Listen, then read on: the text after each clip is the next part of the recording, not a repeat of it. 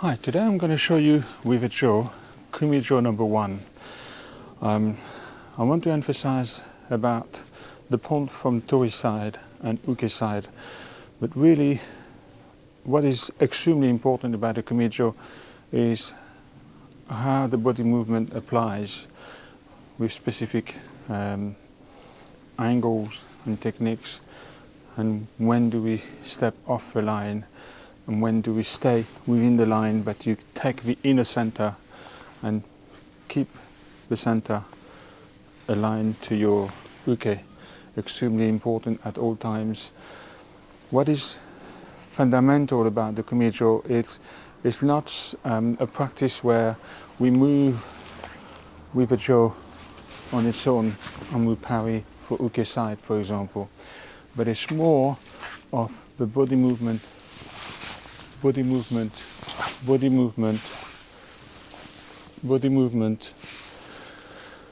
moving from here, not moving from here. Moving from here, you get this movement, arms, shoulders working too hard. That is blocking the feeling that everything should start from here. So I'm going to show you the Kumijo number 1 from Tori side.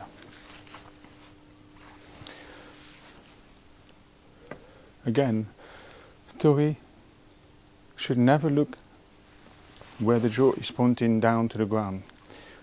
Tori is ready. If you look down for a split second, it's over. So this is a sign of weakness. There, you remain on. Now, when you grab the Jo without moving your shoulder. So you may find it's slightly short here. So you don't compromise your posture by turning your shoulder forward more, because here is an extra movement. Uke has plenty of time to get there. Uke thrust, so the essence of it is you come this way and you move your front foot to the side. The front foot is not moving on its own, it's actually a push from the back leg. So all of this working together, you get this settle. Uke parries the Jo, he will have the slight opening and he will thrust again. Now it's important for Tori to step off that line.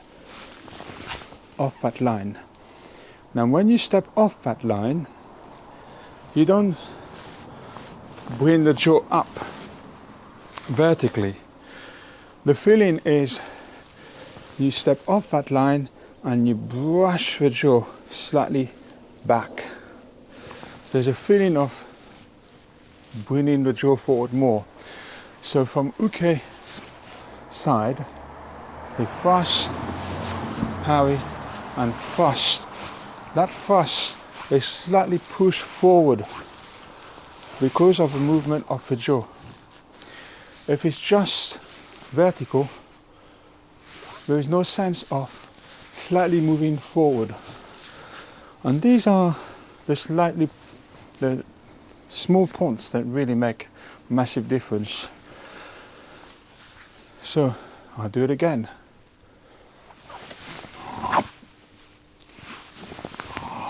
There, settle.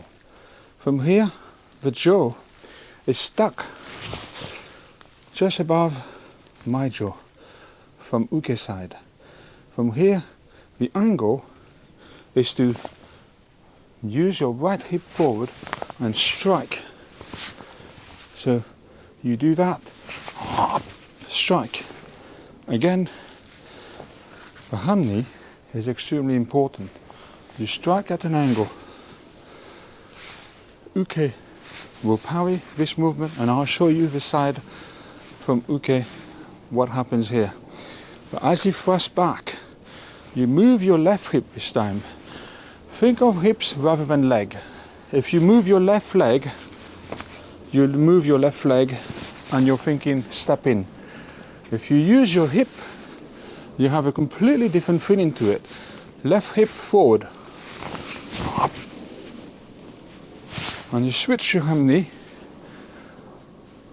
to idari hamni. When you use the body movement more effectively, you're not thinking stepping forward, you're thinking hips moving. Here I'm thinking hip settling, hip settling, hip settling, hip settling, hip settling. Makes all the differences. Now from uke side, uke starts in ski no kamae. Uke strikes but parries as you strike. The intention is to strike fully, but because Tori is moving to the side to aim the jaw towards uke, immediately uke parries. It's not a full thrust and then parry after that. That will be one move plus another. 1 plus 1. You want to do 1. So you combine the first movement with the second. When you do that, you use body movement. So you don't do the thrust and do this bit from the arms and shoulders. You actually twist your hips more. You thrust, twist your hips, thrust, hips movement. Uke strikes, Tori strikes, and here a parry. Again, body movement. So if I do it from this side, we get this.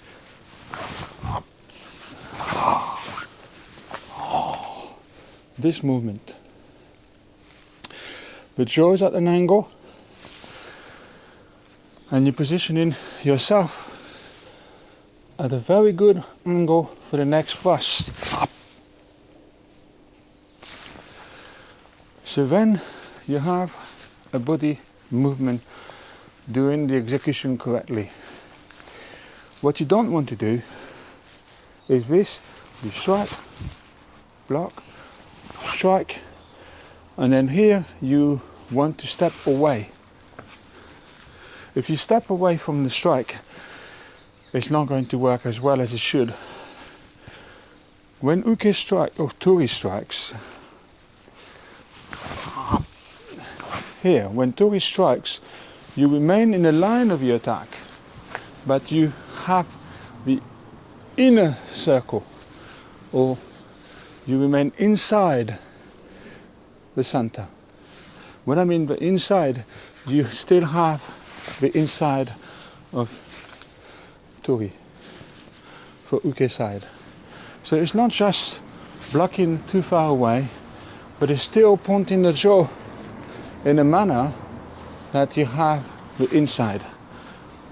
The jaw is at an angle here, because when you're striking from the yokomen, you stop the yokomen naturally. If it's straight, the yokomen strike will hit your fingers. So here is important. You don't want to have your hand too high, because your fingers could get hit. So the tip is having the hand below the shoulders, right there, and settling of the hips. And then here, anta. I'm going to show you some hanka from uke side. So the first movement was within the line of the attack. What is important here is the contact remain with the jaw. So as far as Tori is concerned, it's stuck here. I have the upper hand, or I believe I have the upper hand. The second variation,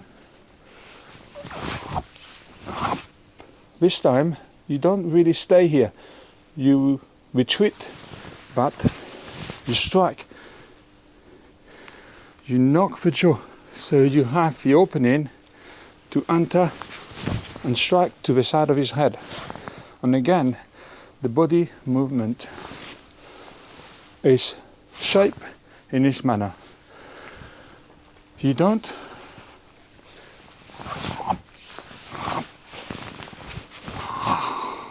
strike square, strike to the side. The body movement is extremely important. You have a third variation, which is a quicker than the second one that I've just done.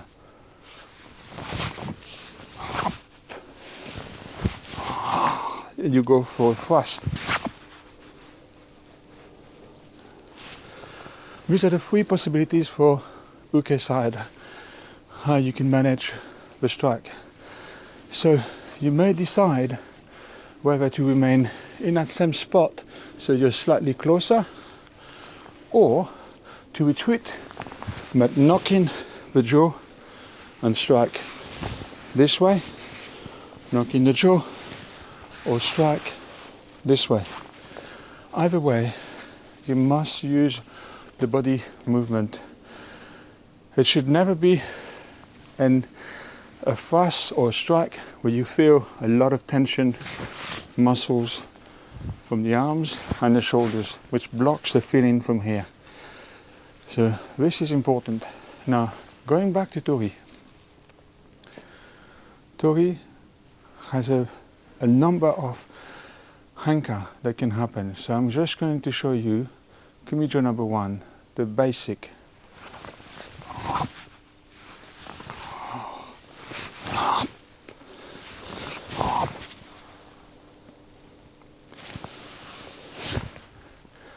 Then a number of variations that can take place.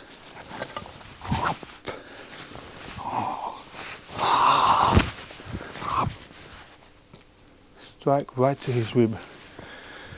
Another variation.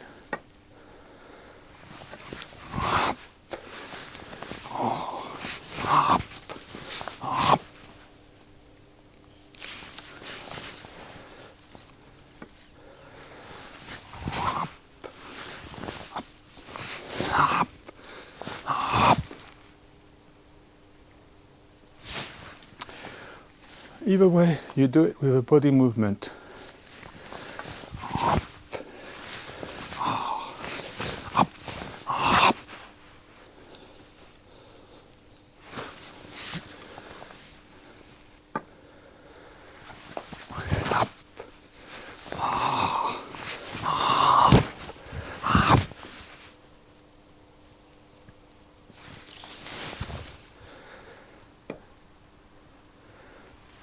So it's very important to move, feeling you're using the hips.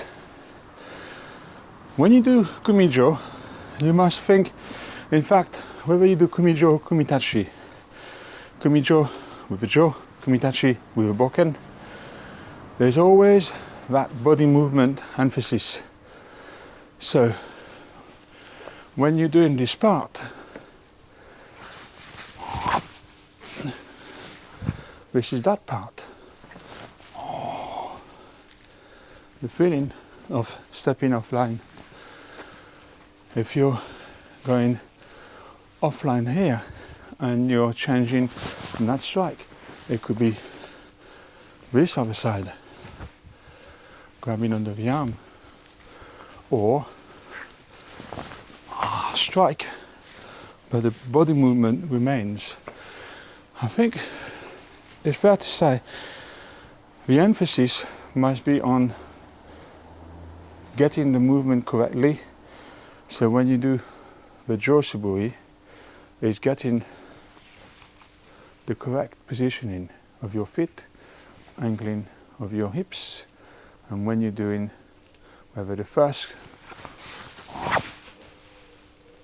you position yourself correctly, and understanding that this is an avoiding of a strike that might come to you, striking offline.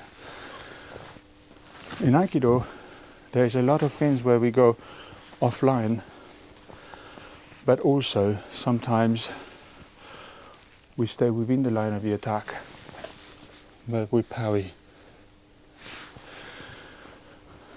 It's quite complex in itself, but I'd like to think this video has been a bit helpful. What you don't want to be doing is getting into the trap of thinking we're doing Jo Suburi, so therefore we use the Jo as a weapon.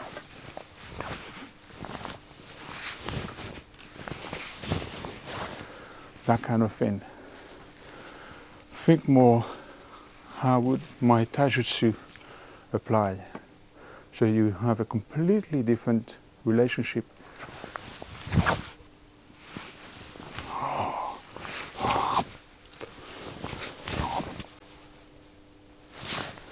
You applied hips more.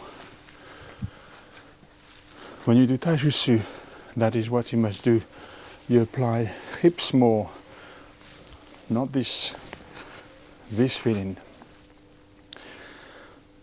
Sometimes when you also strike, is the foot work and the strike go together.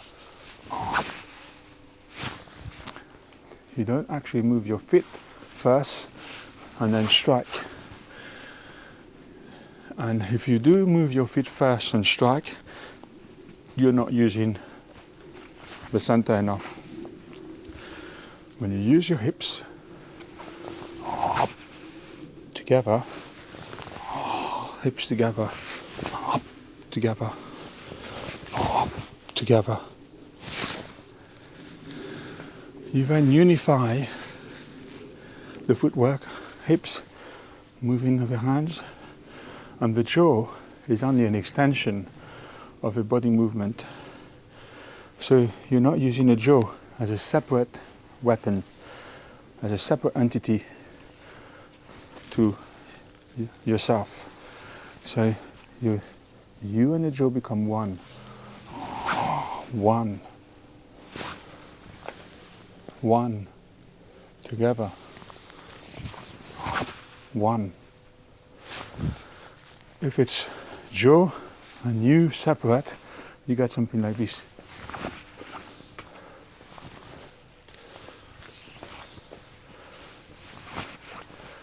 Because you're thinking footwork separately from the hips. Now, we all go through that stage of using legs, arms, and that's natural. It's part of the learning. But I think you get to that, think beyond it, think there's another way of doing it. The other way is using the hips. So thank you for watching. I'd like to think this video is of help to anyone who wants to inquire a bit more regarding the Kumijo #1. Unfortunately, I can't do it with anybody because I don't have a partner. But I'd like to think, even as a solo video, it's been helpful. Thank you for watching.